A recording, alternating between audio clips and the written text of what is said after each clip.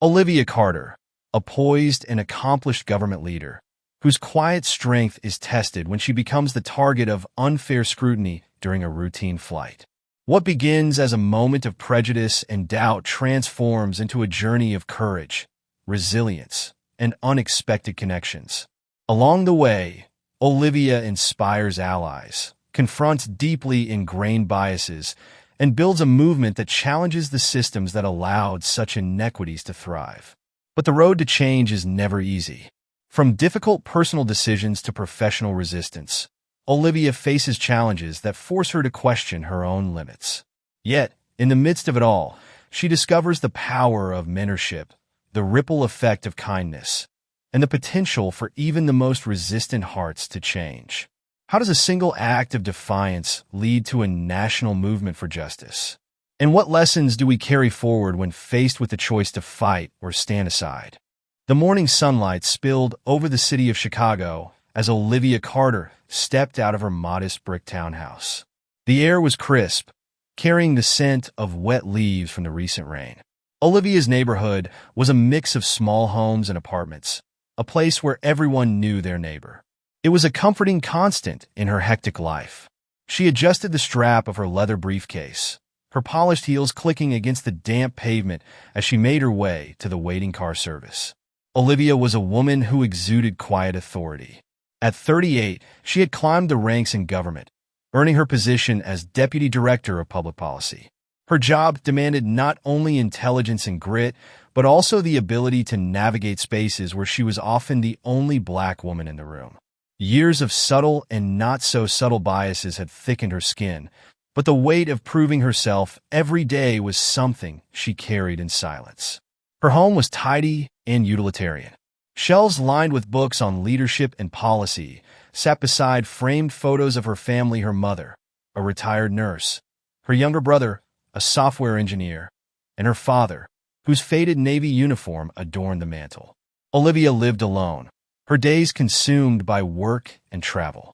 There was no time for romantic entanglements or close friendships. She told herself she was fine with that, but sometimes the silence of her home reminded her of what she was missing.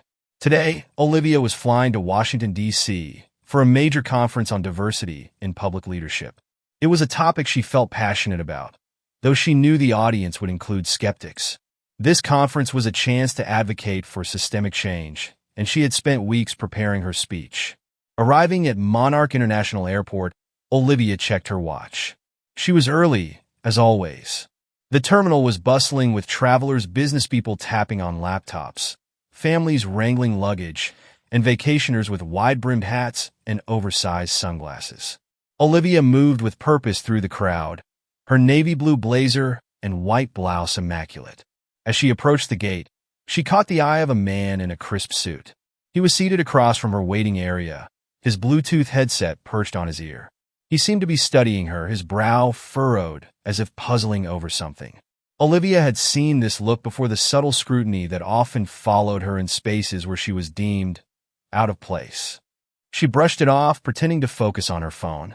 The announcement for first-class boarding broke the hum of the terminal. Olivia gathered her belongings and moved toward the gate. The man from earlier fell in line behind her, and she felt his eyes on her again. When her boarding pass was scanned, she noticed the gate agent's hesitation. A brief flicker of something crossed the woman's face, but she quickly forced a smile. "Enjoy your flight, Miss Carter," the agent said, handing back the pass. "Thank you," Olivia replied with a polite nod, though she felt a twinge of unease. Once on the plane, Olivia settled into her seat by the window. She liked the space it gave her to think, to observe. Her briefcase fit snugly in the overhead compartment, and she placed a folder of notes on her lap. Her speech for the conference needed one last review. The first-class cabin filled quickly, and Olivia noticed the man from the gate taking a seat across the aisle. He was fiddling with his phone, but occasionally glanced her way. Olivia ignored him, focusing on her notes. A few minutes later, a flight attendant with a tight bun and a practiced smile approached her row. "Excuse me, ma'am," the attendant said, her tone polite but clipped. "Could I see your boarding pass again?" Olivia's brow furrowed. "Is there a problem?" "No, just a routine check," the woman said, though her smile faltered. Olivia handed over her pass without a word, her movements slow and deliberate. The attendant studied it for longer than necessary before handing it back. "Thank you, ma'am," she said, retreating to the front of the cabin. Olivia's fingers tightened on the folder in her lap. She had flown countless times and had never been asked to show her boarding pass after seating. She glanced across the aisle to see the man watching her openly now, a faint smirk tugging at his lips. "Is there something you would like to say?" Olivia asked, her voice calm but firm. The man blinked, startled by her directness. "Oh no, just you do not see people like you flying first class often," he said, chuckling awkwardly. Olivia held his gaze, her expression unreadable. "People like me?" The man stammered. "I did not mean anything by it. Well, you must be important. That is all." Olivia turned away, refusing to let his ignorance provoke her. She had no obligation to educate strangers on their biases. Minutes later, the pilot's voice crackled over the intercom. "Ladies and gentlemen, this is your captain speaking. Due to a minor security concern, we will be experiencing a short delay before takeoff. We appreciate your patience as we resolve this matter." The announcement sent a ripple of murmurs through the cabin. Olivia's chest tightened as she noticed the flight crew glancing in her direction. The attendant reappeared, now flanked by the pilot himself, a broad-shouldered man with a carefully neutral expression. "Ma'am," the pilot began, "I need to ask you to step off the plane for a quick security check.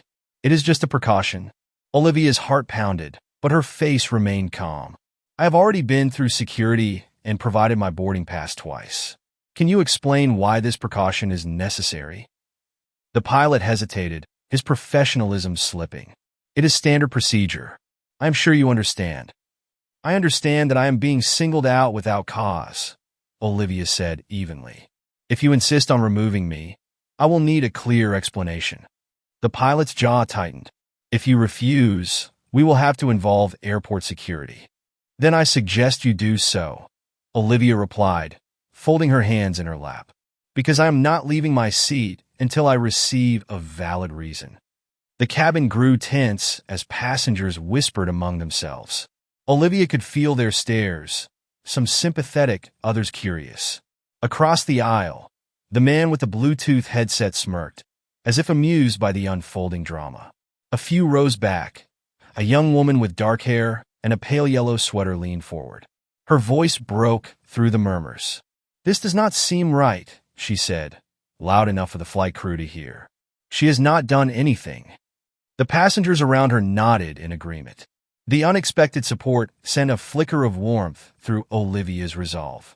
The flight attendant and pilot exchanged uneasy glances before retreating to the front of the cabin. Olivia turned to the young woman and offered a faint smile. "Thank you," she said softly. The woman nodded. "It is the least I could do." As airport security arrived, Olivia braced herself for yet another battle. But in that moment, the kindness of a stranger reminded her that she was not alone. The presence of airport security officers cast a heavy silence over the first-class cabin. Two uniformed figures, a man with close-cropped hair and a woman with a no-nonsense expression, approached Olivia's row with purposeful strides. Their movements, though calm, sent a ripple of unease through the passengers. Olivia sat still, her back straight and her gaze unwavering. She had faced moments like this before and knew all too well how quickly such situations could spiral. The taller officer spoke first, his tone measured but firm. "Ma'am, we've been informed of a security concern regarding your presence on this flight. We'd like to ask you to step off the plane for further clarification." Olivia met his gaze, her voice steady. "What specific concern are you referring to? I have passed all necessary security checks and provided my boarding pass multiple times. If there is a reason for this request, I believe I am entitled to know it." The officer hesitated, glancing at the pilot, who had positioned himself near the aisle with arms crossed. Captain Wilson, as his name tag indicated, shifted uncomfortably under Olivia's scrutiny. "She refused to comply with my instructions," Wilson interjected, his tone defensive. "Her behavior was uncooperative, and I believe further screening is warranted." A murmur spread through the cabin. Olivia could feel the eyes of the passengers on her, some watching with sympathy, others with curiosity or quiet judgment. Across the aisle, the man with the Bluetooth headset wore a smug expression, as though relishing the spectacle. The young woman in the pale yellow sweater, who had spoken earlier, leaned forward again.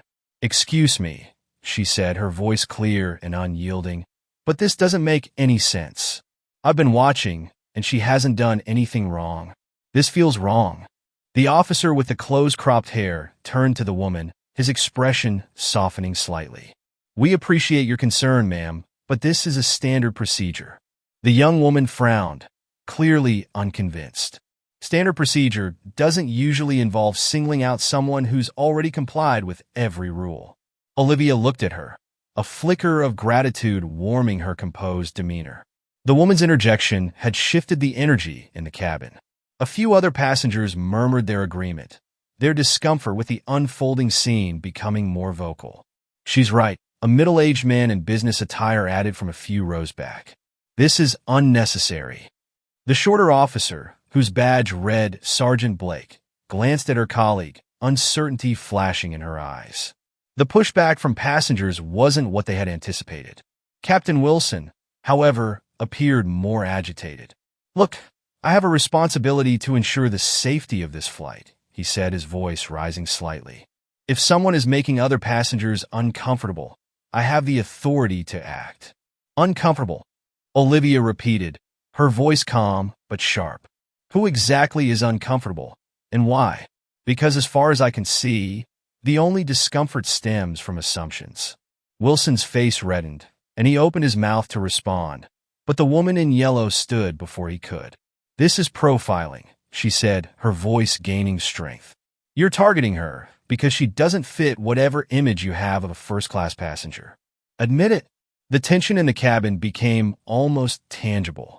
Captain Wilson seemed to struggle for words as more murmurs of agreement rippled through the cabin. The officers exchanged another glance, and Sergeant Blake finally spoke, her tone softer. "Ma'am, we don't want to escalate this. If you would just step off the plane, we can clear this up quickly." "I understand the desire to resolve this," Olivia replied, her words deliberate. "But stepping off this plane without justification would only validate an unfounded accusation. I cannot in good conscience do that." From the corner of her eye, Olivia saw a figure enter the cabin. A woman in a tailored black suit and a government badge clipped to her lapel strode confidently down the aisle. Olivia's heart lifted as she recognized her colleague, Angela Reed, a senior investigator from Homeland Security. "Is there a problem here?" Angela asked, her sharp gaze moving from Captain Wilson to the officers and finally to Olivia. Captain Wilson straightened, his posture stiffening. "This passenger has refused to comply with a routine security check," he said, his voice defensive. Angela raised an eyebrow. "This passenger is Deputy Director Olivia Carter, a federal official who has passed all required security screenings and is en route to a government conference." "What exactly are you basing your request on, Captain?" Wilson stammered, his earlier bravado faltering. "It was based on observations. Her behavior seemed suspicious." Angela's eyes narrowed. "Suspicious how?" she pressed. "Has she threatened anyone? Acted aggressively? Failed to produce proper documentation?" Wilson fell silent, the weight of his unfounded claims bearing down on him. Turning to the officers, Angela's tone softened. "I appreciate that you are trying to do your jobs, but I would ask you to consider whether this situation has been handled fairly." Sergeant Blake nodded slowly, while her colleague remained silent. Angela turned to Olivia. "Miss Carter, are you all right?" Olivia nodded. "I am. Thank you for coming." Angela addressed the cabin. "Ladies and gentlemen, I apologize for the delay and any inconvenience caused. We will ensure this matter is resolved immediately." The passengers murmured their approval, and the tension in the air began to dissipate. The woman in yellow caught Olivia's eye and offered her a small, encouraging smile. Olivia returned it, silently thanking her for the unexpected kindness that had made a world of difference in that moment. As Angela escorted the officers and Captain Wilson toward the front of the plane, Olivia remained seated, her hands folded neatly in her lap. Across the aisle, the man with the Bluetooth headset had gone quiet, his earlier smugness replaced with discomfort. The young woman leaned over. You handled that with so much grace. I'm Emma, by the way. Thank you, Emma, Olivia replied, her tone warm. And I appreciate your support. It meant more than you know. Emma smiled, a hint of shyness in her expression. I'm just glad I could help. I'm a law student, actually, so well, situations like this hit close to home. Olivia tilted her head, intrigued. A law student with a strong sense of justice. The world could use more of that. Emma blushed but looked pleased. As the plane prepared for takeoff, Olivia reflected on the events of the morning. The prejudice she had faced was nothing new, but Emma's unexpected kindness and the support of other passengers had reminded her that there were always allies, even in the most challenging circumstances. This was not the first battle Olivia had fought, and it would not be the last. But for now, she allowed herself to take a deep breath, drawing strength from the solidarity she had witnessed. The engines roared to life, and as the plane lifted off the ground, Olivia felt a renewed sense of purpose. As the plane ascended into the bright morning sky, Olivia Carter leaned back in her seat and allowed herself a rare moment of stillness. The tension of the morning still lingered, but she focused on the rhythm of the engines, letting their steady hum settle her thoughts.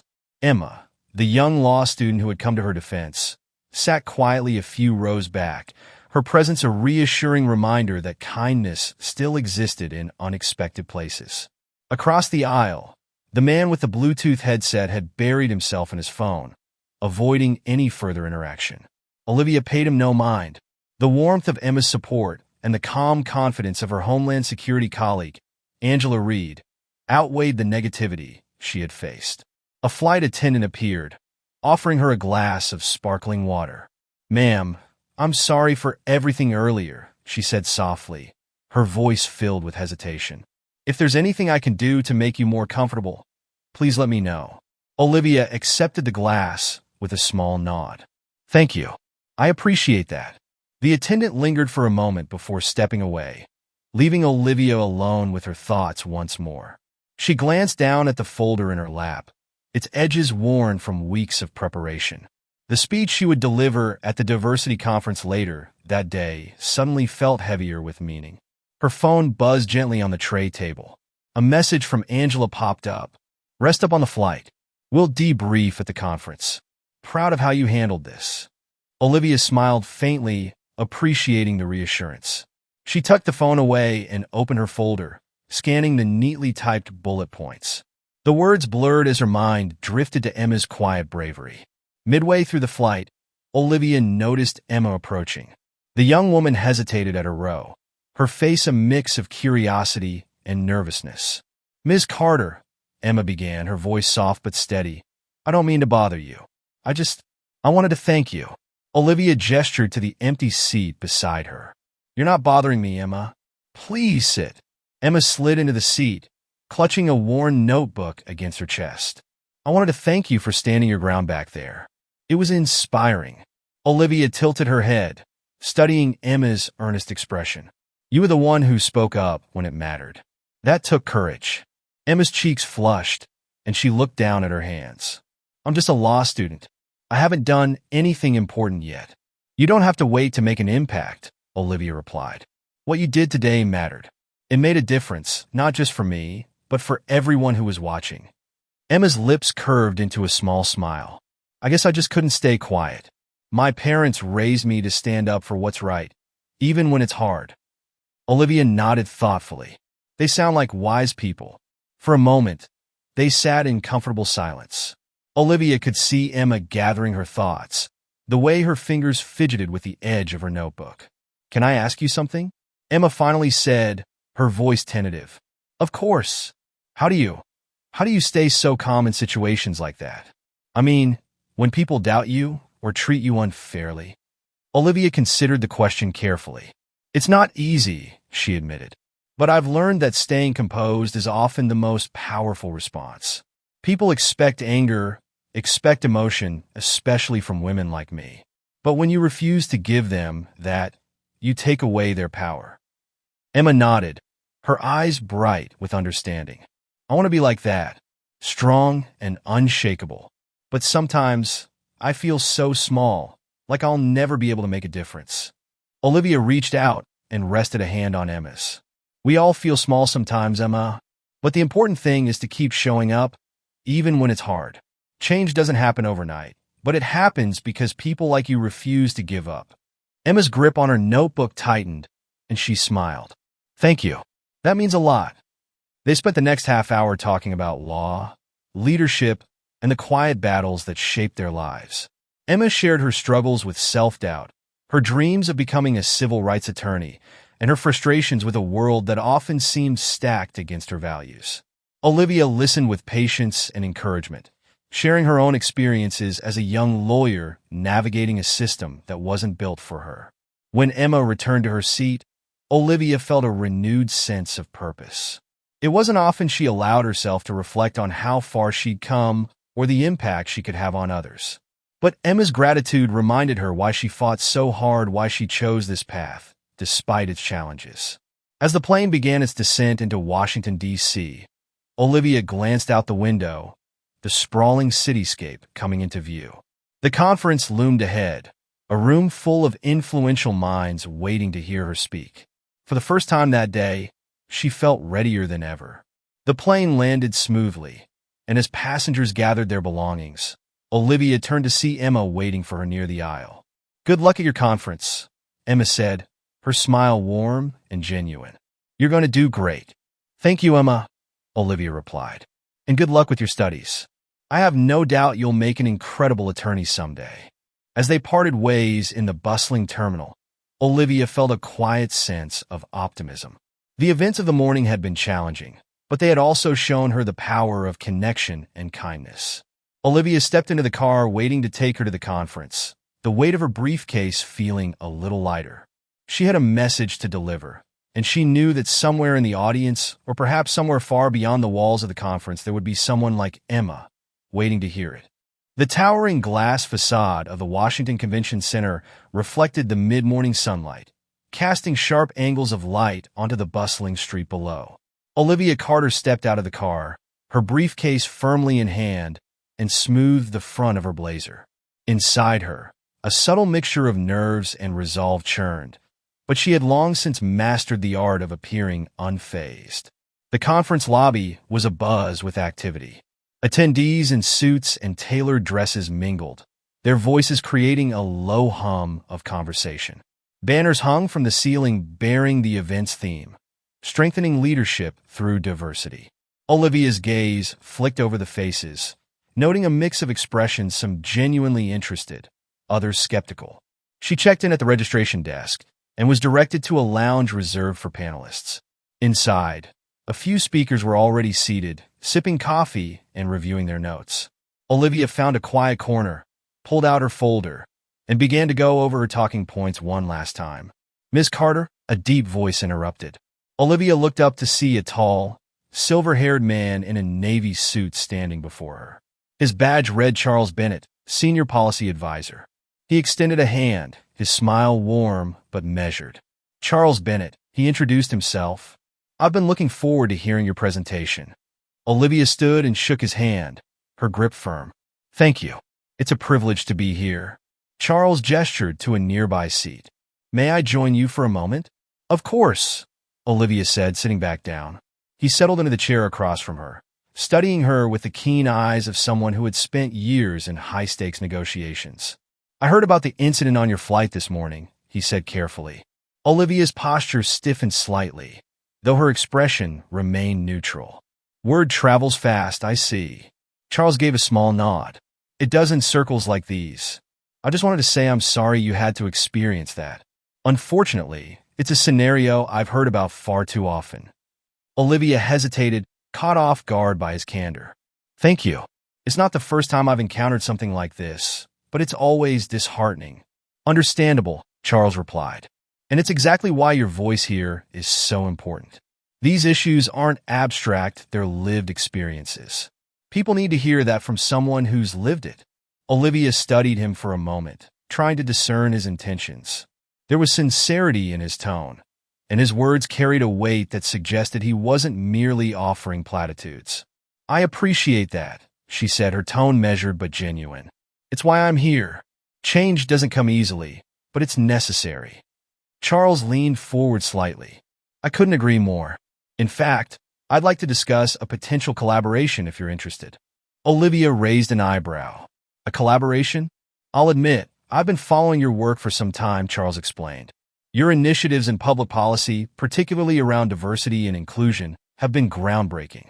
My office has been exploring ways to address implicit bias and systemic inequities across federal agencies. I think your expertise would be invaluable. Olivia blinked, surprised by the opportunity being presented. That's intriguing, she said slowly. What exactly do you have in mind? Charles smiled, sensing her interest.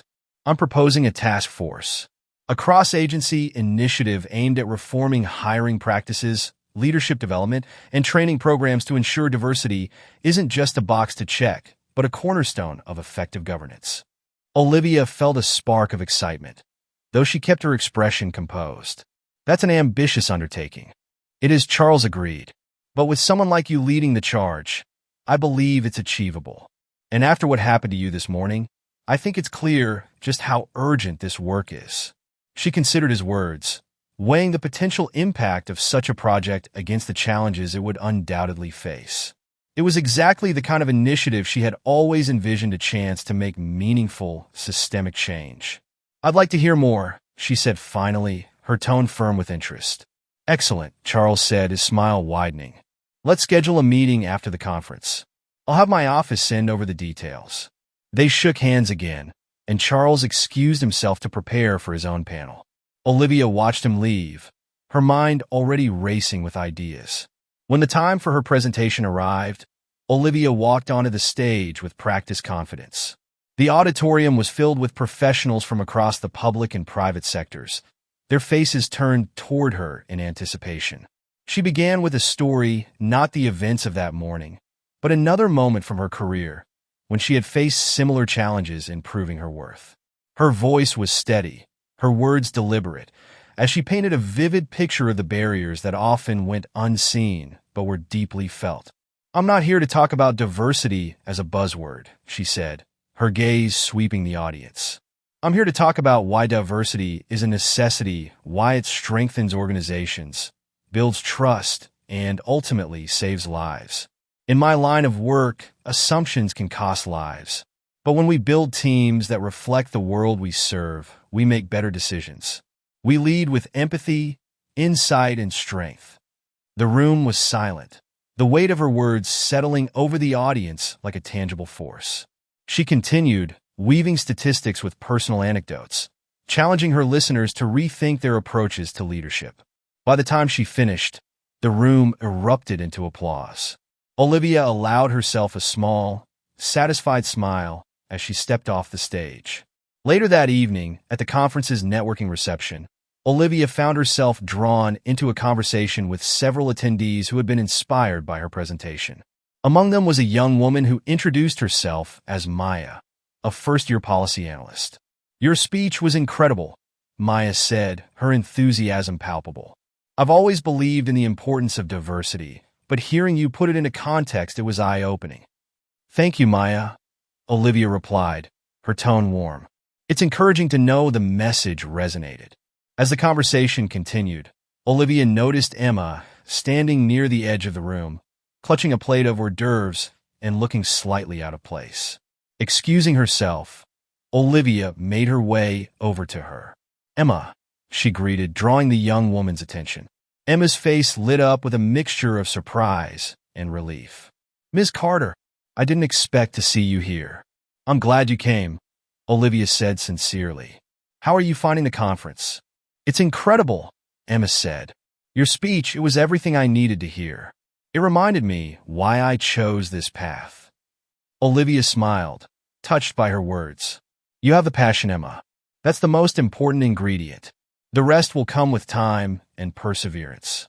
As they spoke, Olivia couldn't help but feel a growing sense of purpose.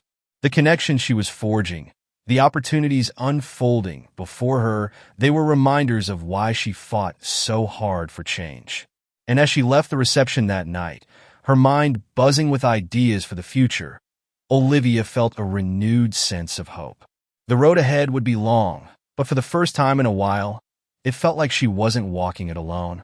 Emma Moore sat at her tiny desk in the corner of the university library, her laptop screen glowing with an outline for her upcoming mock trial. Stacks of legal textbooks surrounded her like sentinels, the smell of aged paper mingling with the faint hum of fluorescent lights. Normally, this would be her comfort zone, a place where she could immerse herself in her studies and block out the rest of the world. But tonight, she felt anything but comfortable. Her classmates, divided into two teams, were preparing for a high-stakes mock trial competition. Emma's role was pivotal, delivering the closing argument for her team. But as she read through her prepared remarks, unease gnawed at her. Her team had decided on a strategy that Emma felt skirted ethical boundaries, leaning on emotional manipulation over factual accuracy. "Just lean into it," her teammate Kyle had said during their last meeting. He was confident, almost cocky, as he outlined their approach. "We need to win, and this will sway the judges. The details don't matter as much as how we make them feel." Emma's stomach had churned at his words. She thought back to Olivia Carter's speech at the conference, her insistence on integrity and leadership rooted in empathy and truth. Olivia's calm strength had inspired Emma to pursue her dreams with courage, but now Emma felt that courage faltering. She closed her laptop with a sigh and leaned back in her chair, her eyes drifting to the ceiling. How could she honor her principles while standing firm in a group that seemed determined to compromise them? The next day, Emma arrived at the mock courtroom, the weight of her decision pressing heavily on her shoulders. Her classmates were already gathered, their voices a mixture of excitement and tension. Kyle was at the center of the group, gesturing animatedly as he discussed last-minute adjustments. "Emma," he called out when he saw her, "you're up for closing. Just stick to the plan, and we'll crush this." Emma hesitated, her heart pounding. She glanced at her prepared notes, then at Kyle's expectant face. "I'm not sure this is the right approach," she said carefully. "We're bending the facts too much. If the judges see through it, it could backfire." Kyle waved her off. "It's fine. Trust me, this works. Just stick to it." But as the trial progressed, Emma's discomfort grew. She watched as her team presented their arguments, each one veering further from the truth. The opposing team, though less polished, had a straightforward, honest approach that resonated with the judges. When it was finally Emma's turn, she stood slowly, her palms damp against the smooth paper of her notes. Her team's eyes were on her, and she felt Kyle's expectant gaze boring into her back. She took a deep breath, glancing at the judges and then at the audience of fellow students. In that moment, she thought of Olivia, of the strength it took to stand firm in the face of pressure. "My esteemed colleagues have laid out their arguments," Emma began, her voice steady but deliberate. "But I must take a different approach." She set her notes down and spoke from the heart, weaving together a closing statement that focused on integrity, fairness, and the responsibility of legal professionals to uphold the truth. She avoided exaggerations, sticking to the facts while appealing to the judge's sense of justice. When she finished, the room was silent. Kyle looked stunned, his expression a mix of anger and disbelief. Emma returned to her seat, her heart hammering in her chest. "What was that?" Kyle hissed under his breath. Emma met his glare with quiet resolve. It was the right thing to do. The judges deliberated, and when they returned, the decision wasn't surprising. The opposing team won, their honest and consistent arguments earning them higher marks. But as Emma packed her things, one of the judges, a retired attorney, approached her. "Miss Moore," he said, his voice kind but firm, "I wanted to commend you for your closing statement. It's not easy to stick to your principles in a competitive environment. You'll go far if you keep that integrity." Emma felt a swell of emotion at his words. "Thank you, sir," she said, her voice steady.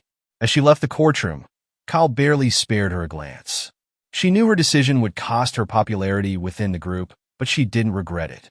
Olivia's words echoed in her mind. Change doesn't happen overnight, but it happens because people like you refuse to give up. That evening, Emma sat at her kitchen table, her laptop open to her email. She typed a message to Olivia, her fingers moving with purpose. "Dear Ms. Carter, I wanted to thank you again for the inspiration you've given me. Today, I faced a situation that challenged my values, and I thought of your words.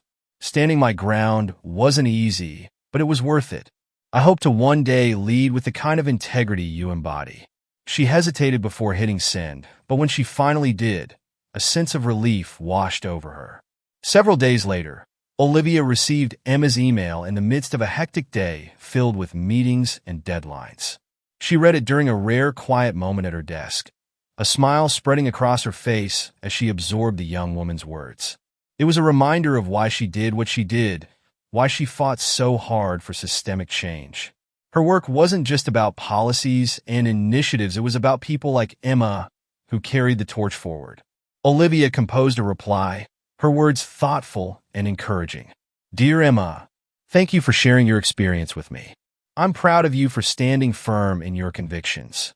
It's not always the easiest path, but it's the one that leads to true impact. Remember, the work we do isn't just about the wins, it's about the integrity we bring to the fight. Keep going. The world needs leaders like you." As she hit send, Olivia felt a renewed sense of purpose. Emma's small act of courage was a testament to the ripple effect of standing up for what was right. That evening, as the city lights of Washington, D.C. twinkled outside her window, Olivia reflected on how their lives had intersected. The young law student's quiet bravery and Olivia's own experiences of resilience were now intertwined, part of a larger story of growth and change. Neither of them knew it yet, but their connection would continue to shape them both in ways they could never have anticipated. Olivia Carter adjusted the lapel of her blazer as she entered the conference room at the Department of Public Policy. The walls were adorned with large monitors and framed portraits of past directors, their expressions solemn and unyielding. Around the polished mahogany table sat key members of the newly formed Diversity and Inclusion Task Force, an initiative spearheaded in collaboration with Charles Bennett. Today's meeting was critical. It marked the first steps toward actionable reform, something Olivia had spent years advocating for, but had only recently gained the support to implement. As she settled into her chair, Charles greeted her with a nod. "Morning, Olivia. Ready to get started?" "Absolutely," she replied, her voice steady. The meeting began with an agenda overview, and soon the conversation turned to training programs aimed at reducing implicit bias within federal agencies. The task force members discussed logistics and obstacles, but Olivia couldn't ignore the underlying skepticism from a few attendees. "I just don't see how mandatory bias training will make a measurable difference," said Richard Stevens, a senior official from another department. His tone was polite but dismissive. "People can't change their inherent views with a few workshops." Olivia met his gaze, her expression calm but firm. "Bias training isn't a cure-all," she acknowledged, "but it's a step toward creating awareness, and awareness leads to accountability. If we don't start somewhere, the cycle continues unchecked." Richard leaned back in his chair, still unconvinced, but before he could respond, another voice joined the discussion. "I can speak to that firsthand," said Daniel Harper, a senior pilot who had joined the task force at Charles's recommendation. Olivia turned toward him, intrigued. She hadn't expected a representative from the airline industry to be part of the group, but she was curious to hear his perspective. Daniel cleared his throat, his tone measured but sincere. "I was part of a bias training program my airline implemented after a series of incidents, some of them highly publicized, as I'm sure you've seen. At first, I was skeptical. I thought I didn't need it. But as I went through the process, I realized how much I'd overlooked in my own behavior." He paused, his gaze sweeping the room. "It wasn't comfortable. Looking in the mirror never is. But it changed the way I approach my work and the way I see people. And if it can change someone as set in his ways as I was, I believe it can work for others too." The room grew quiet as Daniel's words settled over the group. Olivia watched him closely, noting the earnestness in his expression. She saw not only a willingness to learn, but a commitment to change, something that was often lacking in these discussions. "Thank you for sharing that, Mr. Harper," she said. "Your perspective is exactly why these programs are necessary. They're not about blame, they're about growth." Richard Stevens remained silent, though his furrowed brow suggested he was at least reconsidering his stance. After the meeting adjourned, Olivia lingered in the hallway, organizing her notes. She felt a presence nearby and looked up to see Daniel approaching. Miss Carter, he began, his voice tentative. I just wanted to say that your speech at the conference last week really resonated with me. It's one of the reasons I decided to join this task force. Olivia raised an eyebrow, pleasantly surprised. I appreciate that, Mr. Harper. And please call me Olivia. He nodded, a small smile tugging at the corner of his mouth. Only if you call me Daniel. Fair enough, she said, a hint of amusement in her tone. Daniel shifted his weight, as if debating whether to say more. I also wanted to apologize on behalf of my industry. I know what happened to you on that flight wasn't right. And it's not the first time something like that has happened. That's part of why I'm here, to help fix it. Olivia's expression softened. She appreciated his humility, but she wasn't one to let people off the hook too easily. Acknowledging the problem is the first step, Daniel. The real work is in what we do to prevent it from happening again. I understand, he said, his voice steady. And I'm ready to do the work. Over the next few weeks, Olivia and Daniel worked closely on developing the task force's proposals. Their collaboration was unexpected but effective. Daniel's insights from the airline industry complemented Olivia's policy expertise, and together, they crafted a framework that balanced practicality with ambition. During one late-night brainstorming session in Olivia's office, Daniel shared more about his own journey. I wasn't always this open to change, he admitted, leaning back in his chair. I grew up in a small town where everyone looked the same, thought the same. It wasn't until I started traveling the world as a pilot that I realized how narrow my perspective was. Olivia nodded, her pen pausing over her notebook. Travel has a way of doing that. It forces you to see beyond your bubble. Daniel chuckled. Exactly. But it wasn't just travel. It was moments like the one you had on that plane, moments that force you to confront your own biases, whether you want to or not. His words struck a chord with Olivia. She had always believed in the power of moments to spark change, and hearing it from someone who had experienced it firsthand reinforced her resolve. As the task force's work gained momentum, Olivia found herself reflecting on how far they had come in such a short time. The initial resistance from some members had softened, replaced by a cautious optimism that their efforts could make a difference. One afternoon, as she reviewed a draft of their recommendations, an email from Emma appeared in her inbox. Dear Olivia, I thought you'd like to know I've been offered an internship with the Civil Rights Division. Your encouragement gave me the confidence to apply. Thank you for believing in me. Olivia smiled, her heart swelling with pride. Emma's success felt like a small but meaningful victory, a reminder of the ripple effects of standing up for what was right. Later that evening, Olivia and Daniel presented their initial findings to a panel of senior officials. The room was filled with skeptical faces, but as Olivia outlined their vision, she saw a few heads nodding in agreement. When Daniel took the floor, he spoke with a conviction that surprised even himself. This isn't just about policies or numbers, he said. It's about people. It's about creating an environment where everyone feels valued, respected, and seen. By the end of the presentation, the panel voted unanimously to move forward with the task force's recommendations. Olivia felt a wave of relief and satisfaction, knowing they had cleared a major hurdle. As she and Daniel left the building, he turned to her with a grin. Not bad for our first big pitch, huh? Not bad at all, Olivia agreed, her own smile reflecting his.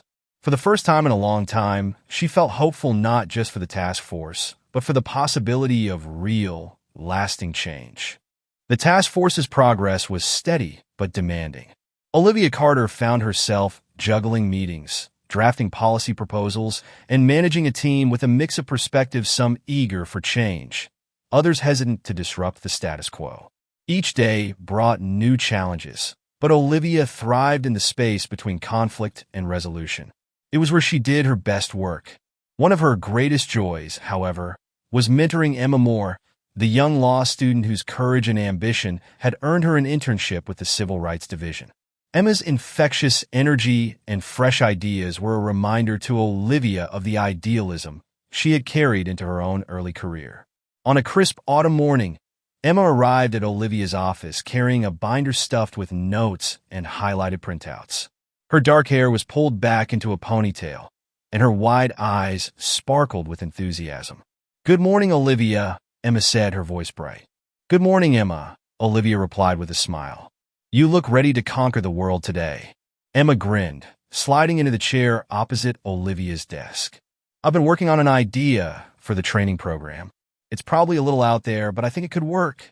Let's hear it, Olivia said, leaning forward. Emma opened the binder and flipped to a page with neatly drawn diagrams. So, most bias training is reactive, right? It focuses on addressing prejudices after they've already caused harm. But what if we flipped the script and made it proactive? We could develop mentorship programs that pair experienced leaders with individuals from underrepresented groups. The goal would be to create relationships that challenge stereotypes before they even form. Olivia studied the diagrams and nodded thoughtfully.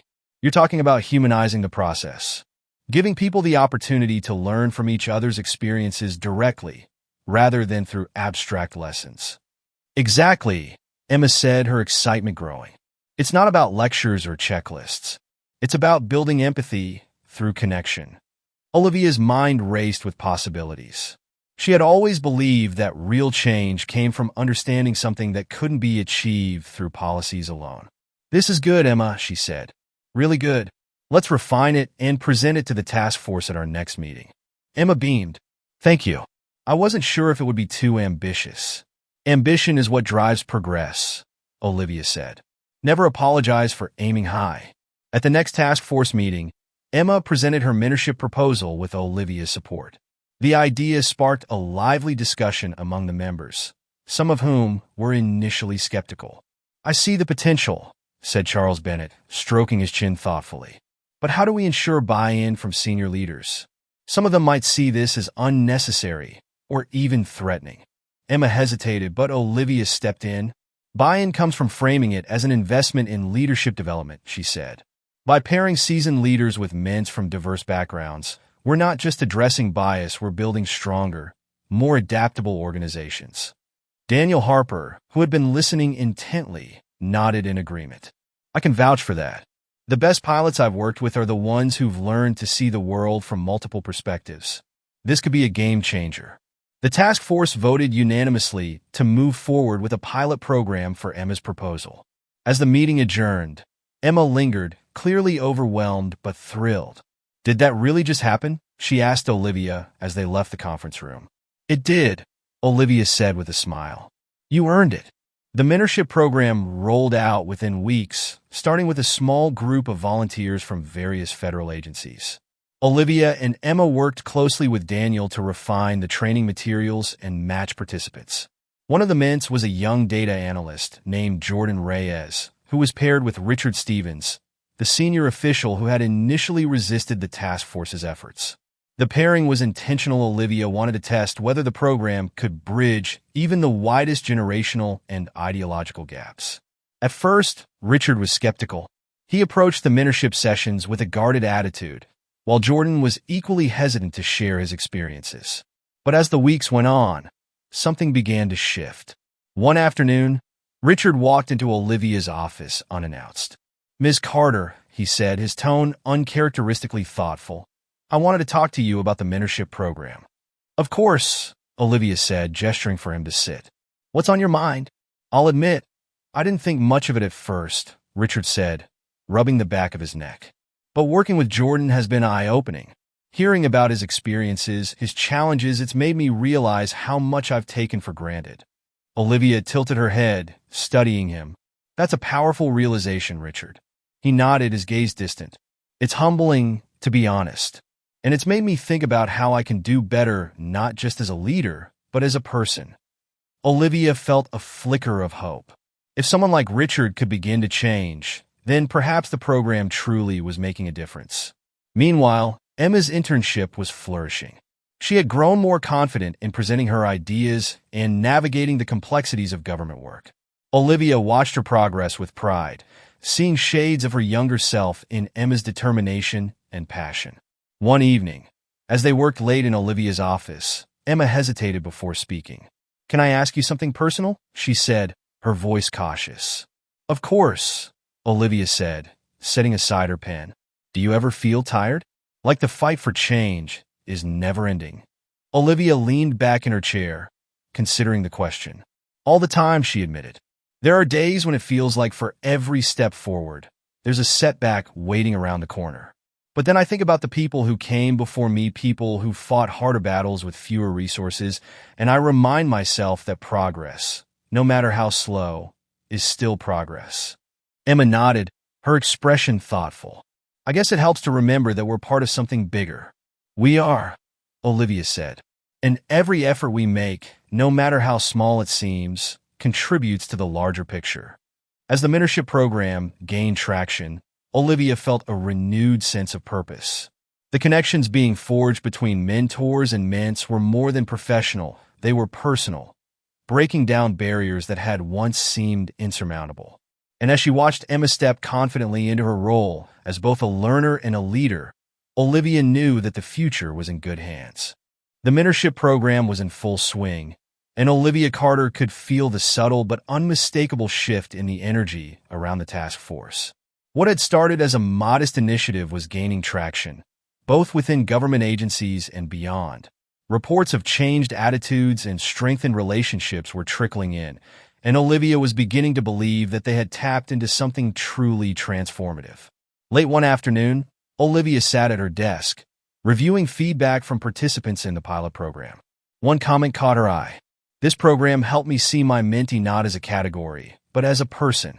It's changed the way I approach my team and my life. The author was Richard Stevens, the once skeptical senior official. Olivia smiled faintly, thinking back to their conversation in her office. His transformation was proof that change, while slow and difficult, was possible. A few weeks later, Olivia found herself back at the airport, this time for a follow-up meeting with airline executives about integrating similar bias training programs into their operations. The meeting was part of a larger effort to address systemic issues within the industry, issues that had come into stark focus after her own experience on the plane months earlier. The conference room at the airline headquarters was sleek and modern, with floor-to-ceiling windows offering a view of the tarmac. Olivia was joined by Daniel Harper, who had become an invaluable ally in bridging the gap between public policy and private industry. As the meeting began, Olivia noticed a familiar face among the airline staff. It was Sarah, the flight attendant who had initially questioned her boarding pass. The woman's demeanor was different, now nervous, yet earnest, as though she was eager to prove herself. When the discussion turned to personal experiences, Sarah cleared her throat and spoke up. "If I may," she began hesitantly, "I'd like to share something." The room turned its attention to her, and Sarah's cheeks flushed under the weight of their gaze. "I was one of the flight attendants on the plane that day," she admitted, glancing briefly at Olivia. "And I made mistakes that stemmed from assumptions I didn't even realize I was carrying." Her voice grew steadier as she continued. "The training we've undergone since then has opened my eyes to how those assumptions can harm people. It's not an excuse, but I wanted to take this opportunity to apologize again, Ms. Carter." Olivia met her gaze, her expression thoughtful. "Thank you, Sarah," she said simply. "Acknowledgement is an important step. I hope you'll continue to reflect on this and use your voice to challenge assumptions when you see them." Sarah nodded, a flicker of determination in her eyes. "I will." The conversation moved on, but Sarah's words lingered with Olivia. It was a small moment, but it symbolized the larger ripples their work was creating. As the plane taxied down the runway for Olivia's return flight to Washington, she thought about how far the mentorship program and the movement it represented had come. What had started as a single act of defiance on a flight months ago had grown into a national conversation. She leaned her head against the window, watching the world blur past as the plane lifted into the sky. Her thoughts turned to Emma, whose mentorship proposal had been the foundation of much of their success. Emma, meanwhile, was thriving in her internship. The mentorship program had given her an opportunity to present her ideas to seasoned leaders, and her confidence had grown exponentially. She had even begun mentoring a younger student from her law school, passing on the lessons she had learned from Olivia and others.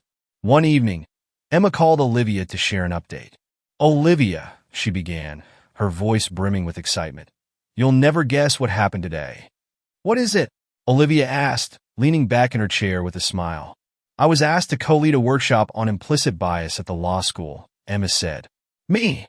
A second-year law student? That's incredible, Emma, Olivia said warmly. You've earned this. Emma's tone grew thoughtful. I never would have had the confidence to do this if it weren't for you. You've taught me so much about standing firm in my values and using my voice.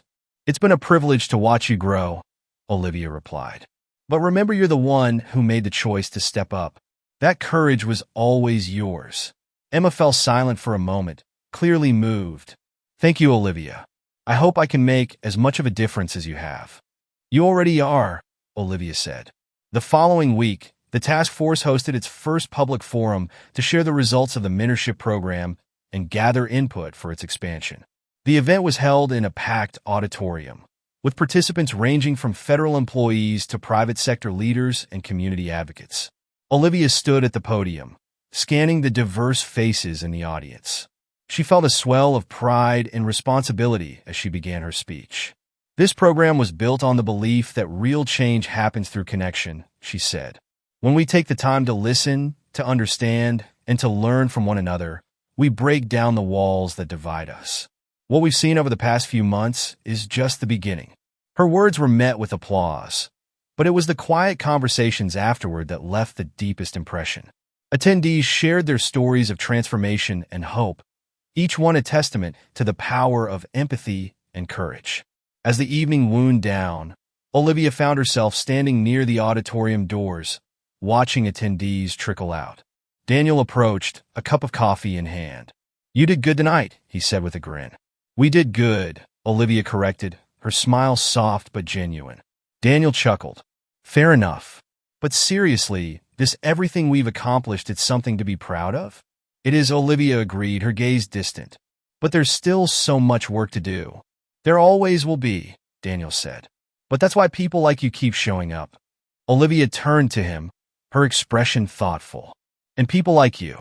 For the first time in a long time, Olivia felt a sense of quiet optimism. The road ahead was still long, but it was no longer one she walked alone. The sun dipped low over Washington, D.C., casting the city in hues of amber and gold. From her office window, Olivia Carter could see the Potomac River shimmering in the distance.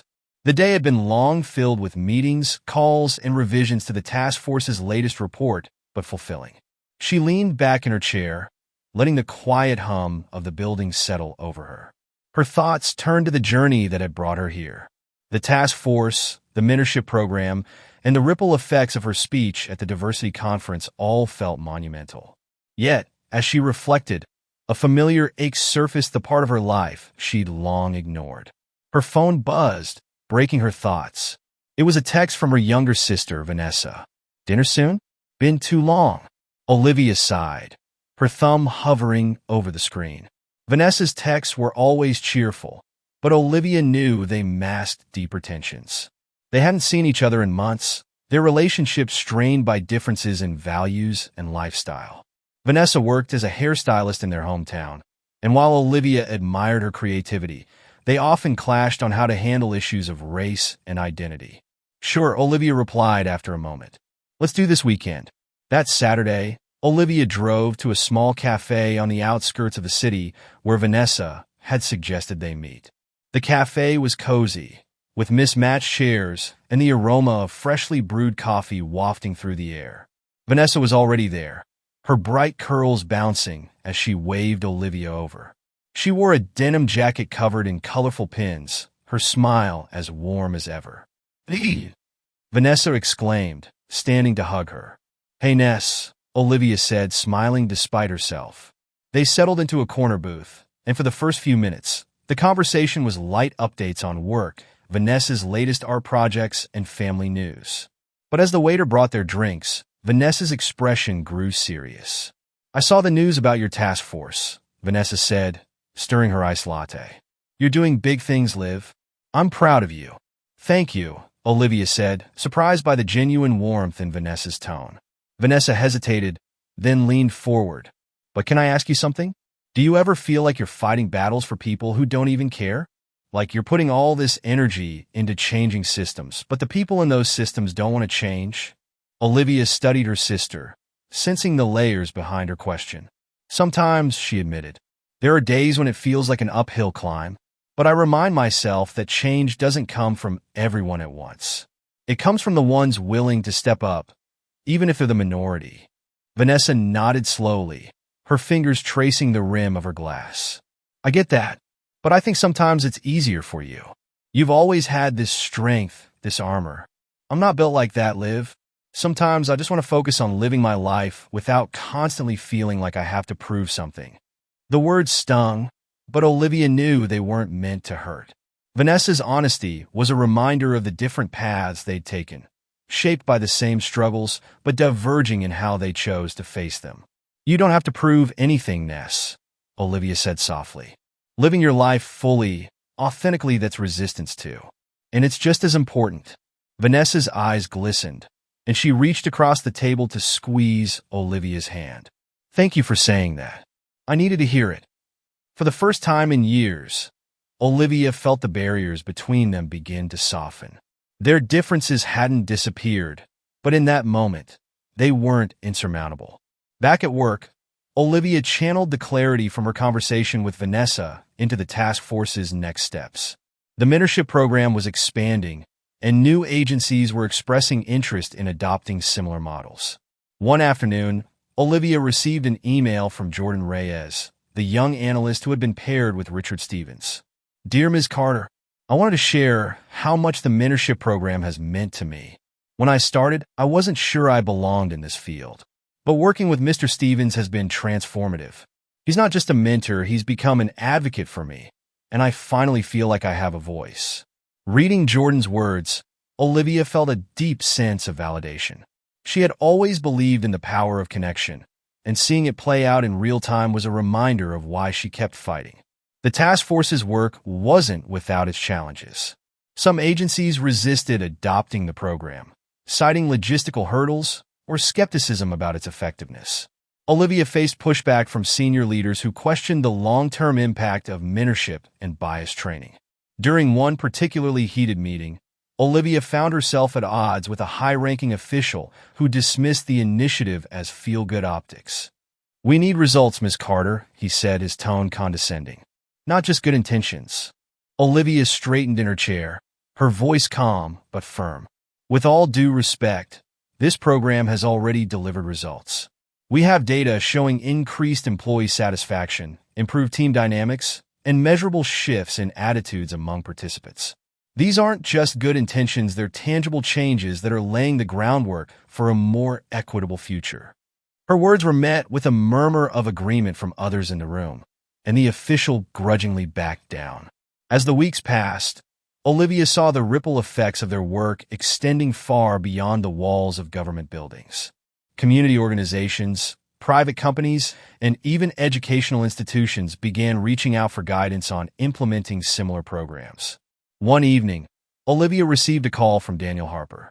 "Olivia," he said, his voice filled with excitement, "you won't believe this. My airline is adopting the mentorship model across the board.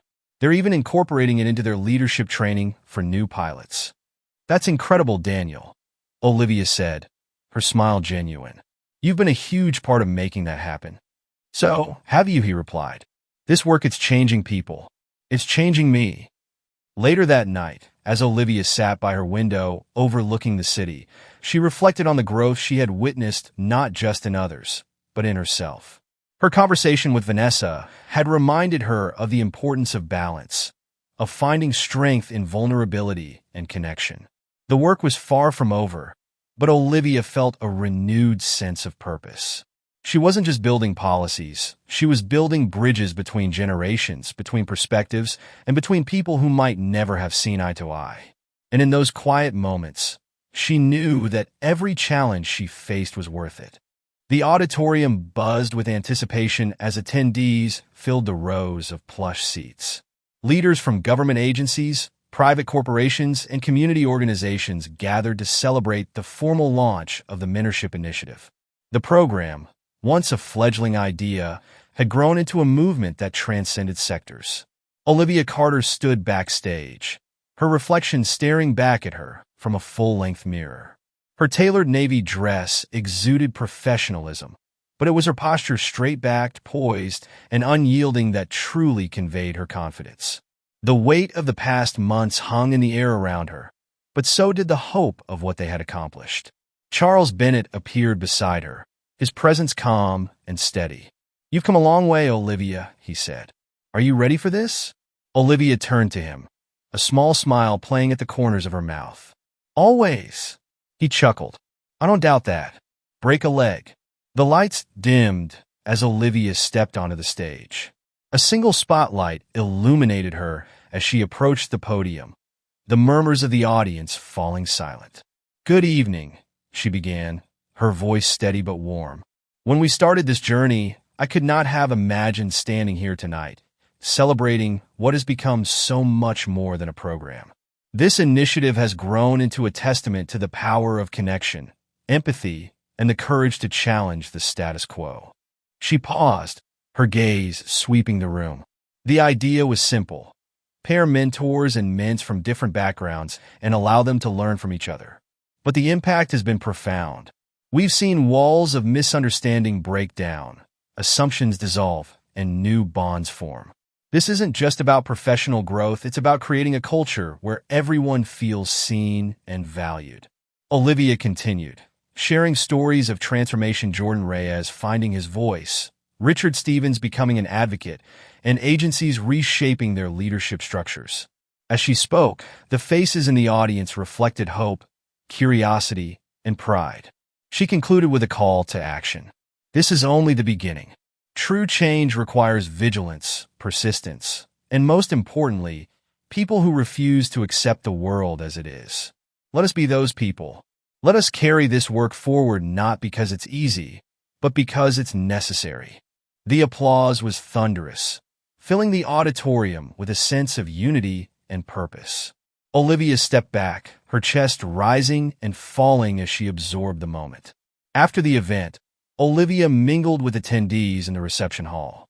Emma Moore approached her, dressed in a sharp black suit that made her look every bit the rising star she was. "Olivia," Emma said, her voice tinged with excitement. "That was incredible. I hope you realize how many lives you're changing." Olivia smiled, placing a hand on Emma's shoulder. "You're part of this too, Emma. Your mentorship proposal was the spark that started it all. Never underestimate the power of your ideas." Emma's cheeks flushed, but her eyes shone with determination. "I won't, and I'm not stopping here." "I wouldn't expect anything less," Olivia replied warmly. Later, Daniel Harper found Olivia near the refreshment table. He held up a glass of sparkling water, a wry grin on his face. "To breaking barriers," he said, clinking his glass gently against hers. "To building bridges," Olivia corrected, her smile genuine. They stood in companionable silence for a moment, watching the crowd. Leaders from different industries mingled, exchanging ideas and forming connections. It was a tangible representation of the work they had done. "You know," Daniel said, his tone thoughtful, "a year ago, I didn't think any of this was possible. I thought people couldn't change." Olivia glanced at him, her expression soft. "And now? Now I know it's possible," he said, "because I've changed too." Olivia nodded, her heart swelling with quiet pride. As the evening wound down, Olivia found herself standing at the edge of the room, observing the sea of conversations and handshakes. Charles approached her once more, his expression contemplative. "You've built something remarkable," he said. "But I have to ask, what's next for Olivia Carter?" Olivia laughed softly, a sound that carried both relief and ambition. "I'll keep doing what I've always done, fighting for what's right, even when it's hard. The work doesn't end here, Charles. It never does." He smiled, tipping his head in acknowledgement. "That's what makes you who you are." Later that night, Olivia returned to her quiet apartment. The city lights twinkled outside her window, a constant reminder of the world she was striving to change. She sat at her dining table, a cup of tea in hand, and opened her laptop. The first email she saw was from Jordan Reyes. "Dear Ms. Carter, thank you for believing in this program and in people like me. You've given me more than just a mentor, you've given me hope. I'll never forget it." Olivia closed the email, her heart full. She set her tea down and looked out the window, the city stretching endlessly before her.